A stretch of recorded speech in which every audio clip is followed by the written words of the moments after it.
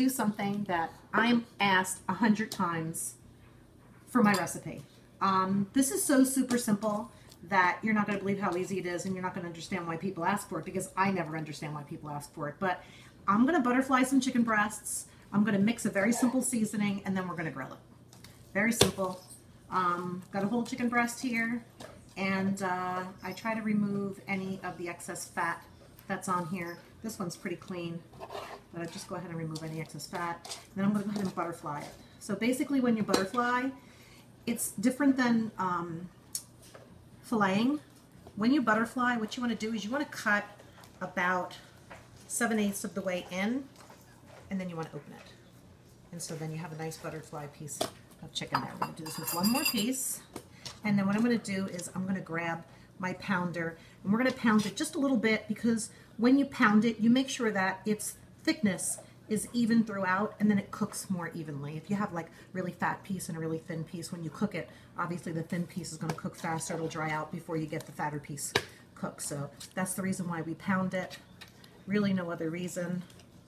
Tenderizes a little, but chicken as a rule is pretty tender. So those two pieces are butterflied. I'm going to go ahead and wash my hands really well, and I'm going to get ready to mix the seasoning.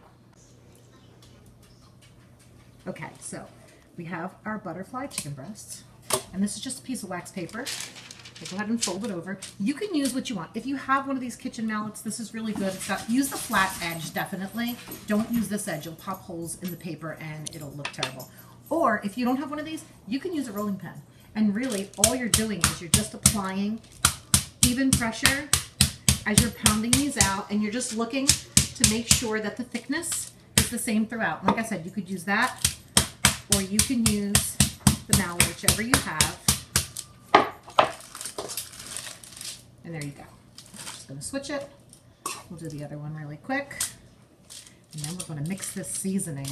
And like I said, the seasoning, there's no secret or anything proprietary to this seasoning. I think it's just the seasoning that we use. They complement each other really well.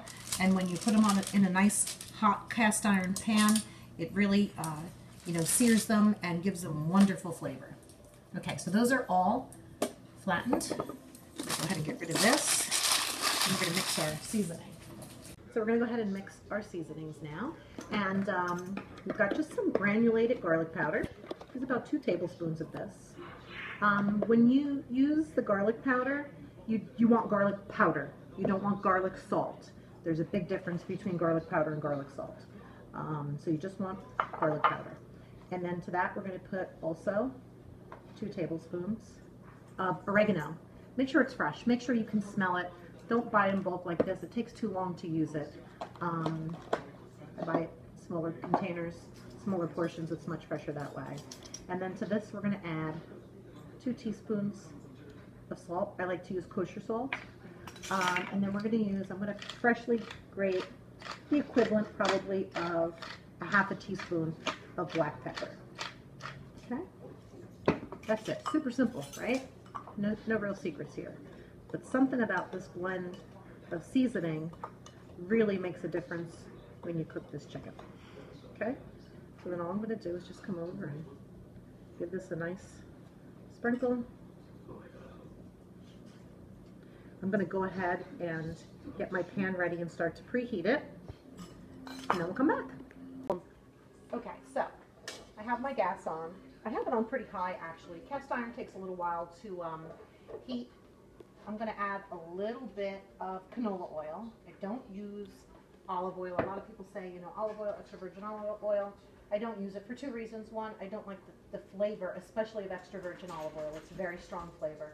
The other reason is it has too low of a smoking point, which means it will start to smoke, and it just is not my oil of choice. I like canola oil. I keep it here on the counter, and it works great. So go ahead and just put a little bit in the bottom of the pan. You don't want a lot. You just want to make sure that when you put the chicken in, the oil's going to be nice and hot, and it's going to go ahead and give it a nice sear. So like I said, this is turned up pretty high. I'm going to let this sit, and I'm going to let this heat up for probably about 10 minutes. I'm going to go ahead and get my chicken, bring it over here, and as soon as this is nice and hot, we're going to go ahead and put a nice sear on this. Okay, so the oil's been heating for about 3 or 4 minutes in the bottom of the cast iron pan. One way to know if it's ready or not, when you lift the pan, suddenly the oil starts to move really freely, and that's because it's heated as hot as it should be for you to cook. Another way, obviously, is to, you know, put a little something in here and see if it sears when it goes in, which I just tested, and it definitely does. Okay, so we're going to go ahead and put this one in, and you hear that nice sear that you get when you put that in there. And I'm going to just leave this now. I'm not going to touch it. You really shouldn't have to turn this more than one time. Start turning it back and forth. There's just really no need for it. So I'm going to let this sit for probably about 4.5 minutes. I'm going to check the underside. I'm going to see how cooked it is. It's going to start to cook along the edges. You'll see it start to get white. Then we're going to go ahead and flip it for another 3 or 4 minutes until it's done. Okay, so it's been about 4 minutes. I'm going to go ahead and give this a flip. Look at that color. Absolutely beautiful. I also turned the gas down just a little bit. Once this cast iron pan reaches the temperature you want it to be, it's easy to maintain it after that. So once you see that it's doing what you need it to do, it's sizzling nicely, you can go ahead and turn down the gas. It'll still continue to cook as effectively, but if you leave it up too high, you'll actually start to burn. So that's just one thing about cast iron that you definitely want to be careful about. So we're going to give this another 2 minutes, and then we're probably going to be ready. I'm going to go ahead and just check it. I can tell just by pushing on it. Right now it's still definitely not done, but in about a minute or two, it'll definitely be ready. Okay, so we took that first one out. Second one's going in. Same thing. We're going to go ahead and leave it for about 4 minutes, and then we're going to give it one turn, about 3.5, 4 more minutes, and we're going to be done. Okay, so the second piece is done. Looks absolutely beautiful. I'm going to go ahead and put it on a cutting board. Now we're just going to bring it over here and let it rest on the counter for about 10 minutes, just so that all of the juices redistribute. You don't want to go ahead and cut meat at this point, because all of those gorgeous juices that are in there will just come flooding out instead of redistributing back inside your meat and keeping it nice and moist. In the meantime, what you can do is you can take whatever leftover spice that you have. I just have this jar that I recycled, and I have my house spice marked on it. I always have this on hand. I use it for so many things. Believe it or not, I make a salad dressing with this. Little moderation to it, but it's our house dressing.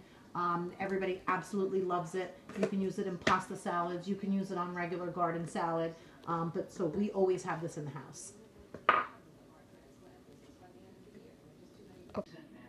Okay, so we're ready to cut this. I'm actually going to go ahead and just separate this. It makes it easier to go ahead and slice.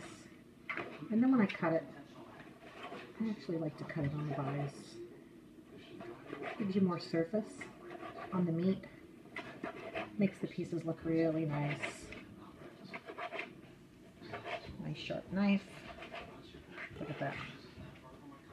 That is absolutely stunning. Go ahead and cut this one up. And this is a typical dinner for us. We probably eat grilled chicken. No. 3-4 nights a week. Sometimes we'll variate the seasoning that we use, but this is absolutely our favorite seasoning. So there you have it. Very simple grilled chicken. Half of the flavor is in that cast iron pan. Go ahead and try it. Serve it to your family and your friends. They'll absolutely love it. So come back and see us again. There's always something good cooking in Aunt Susie's kitchen.